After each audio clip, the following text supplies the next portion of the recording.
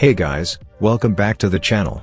And today in this video, I'm gonna show how to install Python on Windows. If you're new to the channel, please make sure to subscribe, and now let's begin. Python is one of the most popular programming languages used for automation, web development, data science, AI, and more. Installing Python on Windows is simple and only takes a few minutes. The easiest way to install Python on Windows is through the Microsoft Store.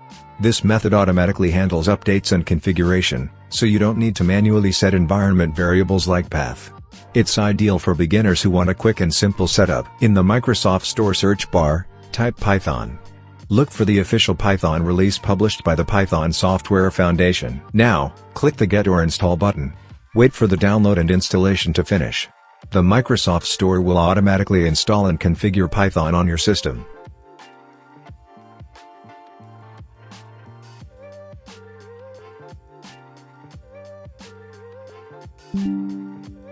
Once installed, you can run Python scripts, install packages, and start developing applications on your PC. So that was it. Hope it was useful.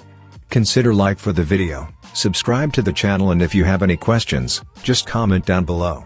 Thanks for watching and have a great day ahead.